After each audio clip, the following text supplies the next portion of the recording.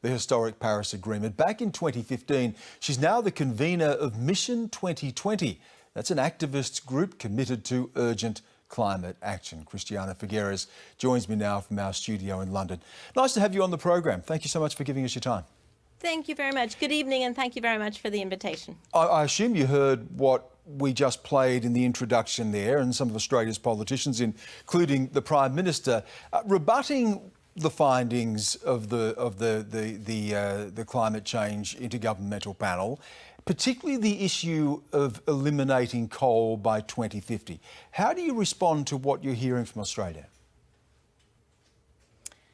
Look, I think the importance of this report is that it goes much deeper into climate science. It gives us much more certainty, and it really examines the consequences of the difference between 1.5 and 2 degrees. What you derive from that is the very clear conclusion that right now we are at a crossroads. As a humanity, we're at a crossroads in which we are deciding the future of humanity on this planet. That is collectively. From the Australian point of view, you are also deciding who you are. Never before have the Australian people been faced with such a momentous decision to decide who is the Australian people. Who are you? What is your identity? What do you stand for? And what do you want history to remember you by? And here are 3 questions that I think every Australian should ask yourself. Do you want bushfires raging across the East Coast for 6 months at a time? Or do you want a thriving and prosperous agricultural sector? Do you want to cause geopolitical instability because the Pacific Island nations will not be able to survive and will have to be forcibly migrating? Or do you want to open up your energy system to the limitless sources of wind and sun and be the cheapest energy source in the world? Finally, do you want the Great Barrier Reef, or do you want the largest aquatic cemetery in the world? Those 3 questions, I think, capture very clearly that Australian citizens are given now the opportunity to take a decision that no one can take for you. This is a decision of Australian citizens to decide who you are. And sorry, but this decision is one that I have been observing has been flip-flopping for the past 10 years in Australia. I just want to come in on this point, because there has been a record of both sides of politics changing policy when it comes to this. But one thing we are hearing from both major parties is that coal, to some capacity, is going to remain part of the energy mix in Australia. Now, coal supplies the majority of Australia's energy. It is Australia's biggest export. It provides tens of thousands of jobs. Why would any Australian government sacrifice that when they say they can maintain that and also meet the Paris Accords? You know, I think it is really a time to realize that for the coal industry as a whole, we have reached the Kodak moment. Coal simply does not have any space in the global energy system anymore. Australians need to really take a very hard look at this, and I know that it has been flip-flopping for 10 years. But the moment has come to make a decision. We know that nations are still building coal-fired power stations.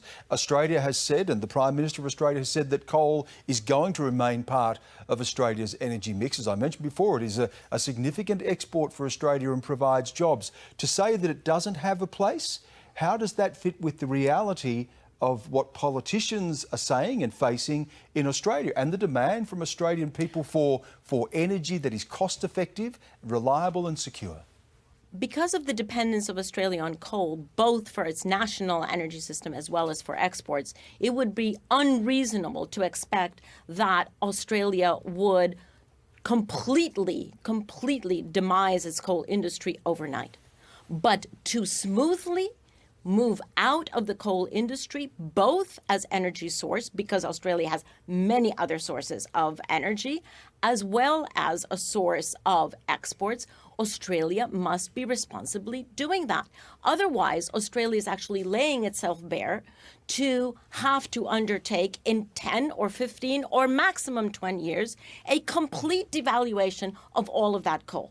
It is either take advantage of now the opportunity to smoothly and rationally move Australia out of its dependence, to be much more creative about its export portfolio, certainly replace that income that comes from coal, and replacing the energy in Australia should not be that difficult. In fact, you have proven that it's not that difficult because you are the country that has most solar panels in the world. So you are able to replace your own energy quite reliably with the energy that you have. The more challenging, of course, is replacing the export. But if you continue a dependence on coal, you will be facing a very dramatic loss of assets within maximum 20 years. Is that something that anybody wants to be responsible for? The Prime Minister says that Australia can maintain its current energy mix, maintain its coal industry and still meet its Paris commitments. That is 26 to 28% reduction of emissions on 2005 levels by 2025. Do you accept that?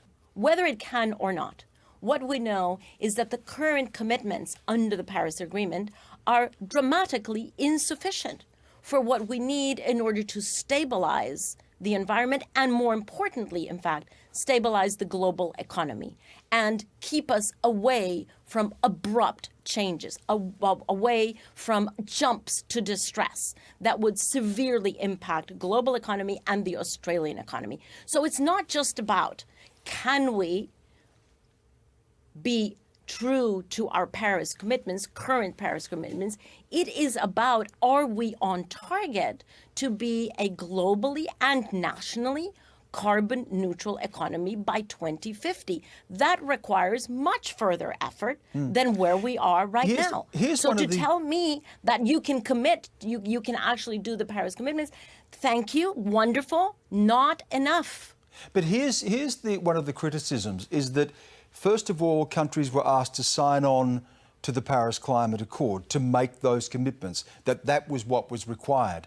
Now countries are being told, well, that's not going to be enough. 2% warming will be too much. We need to get that to 1.5%. Will there be another report in another couple of years that says 1.5% is not enough? The criticism here is that there is a constant harbinger of doom and a constant changing of what is required that makes it difficult to be able to chart a course. Yes, well, that argument could be used by those who never read the Paris Agreement. Because if you read the Paris Agreement, it is quite clear in the Paris Agreement that countries committed to 2 degrees and to strive to 1.5. That was a very, very important part of the Paris Commitment. Furthermore, the Paris Commitment is actually built on a 5-year cycle of constant increase in emission reductions. So whatever is being achieved now from 2015 to 2020, which are the first 5 years of the Paris Agreement, but then in 2020, all countries are expected to come to the table and increase their ambition because the Paris Agreement is built on that 5-year cycle of increased ambition until we get to a carbon neutral economy in 2050. So no one can tell me this is a surprise. This is absolutely consistent with the science that we have always known and certainly with the international policy framework. No surprises here. Here's another criticism, and this goes back to when the Paris Climate Agreement was signed, that the expectation of countries like Australia, the United States, Donald Trump has used this as part of his rationale for pulling out of the climate accord, is that countries like China were getting off more lightly, that China's commitments were going to be less than what was expected of countries like Australia or the United States, that a country like Australia that contributes, as we heard from the Prime Minister today, 1% of global emissions is being asked to contribute more than a country like China whose emissions dwarf Australia. Well, sorry, but that's also a very infantile argument because the fact is that no one forced anyone to take any type of commitments under the Paris Agreement. Every country did their own homework, consulted with all of their sectors, and came forward and put in what is called a nationally determined contribution. But China wasn't That was being not asked a to make the globally- commitment that other countries were being asked, and that's a reality, isn't Excuse it? me, China nobody- was being asked to provide 20% renewable energy as part of its energy mix by 2030 and to reach peak emissions capacity by that time, not the commitments that were being asked of, say, the United States or Australia.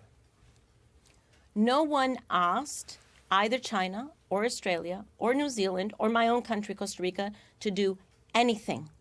Everyone was asked to do their own homework and come forward with how they felt that they contributed to the global economy through national policy, through national benefits, through national interest. Because what is real, and so whatever China put in, they put in because they understood that it was be good for their economy. Whatever the United States put in, they understood they did it voluntarily. Nobody put the numbers there for them because they knew it was good for their economy. Same thing with Australia, same thing with Costa Rica, same thing with every single country. Nobody was given a little piece of paper that says you have to do 20, 30, 40, 50. Not true. Everybody did their own. It's called a nationally determined contribution. But in any event, here's the important part. We are arguing this because there's a prevalent myth that needs to be dispelled that addressing climate change is a huge burden. That is not true. What we totally understand now, and we didn't 10 years ago, is that addressing climate change actually is a huge opportunity. We now know that the global economy will grow by anywhere between 20 to 26 trillion dollars just because we're moving to new technologies. We will be creating 65 million new jobs in a world where young people are really concerned about losing their jobs.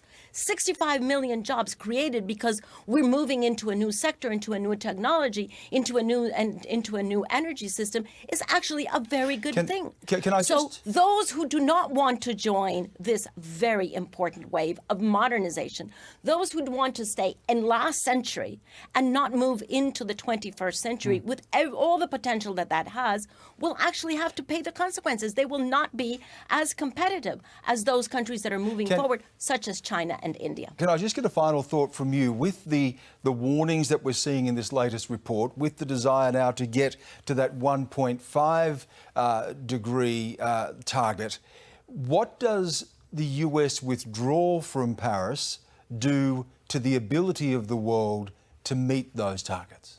So there is a political reality, which is what the White House, the stand of the White House, but there's also the real economy reality. And that is the real economy of the United States is actually continuing to decarbonize. You have an increasing number of states, cities, corporations, financial institutions that continue to decarbonize their energy systems as well as their portfolios. Why? Because they understand that they want to have business that in the future, because they understand that it's good for their economy, that it's giving them jobs, that it's actually strengthening their GDP, and that's why they're doing it. So one thing is politics, another thing is the real economy. Christiana Figueres, again, thank you so much for giving us your time. Thank you.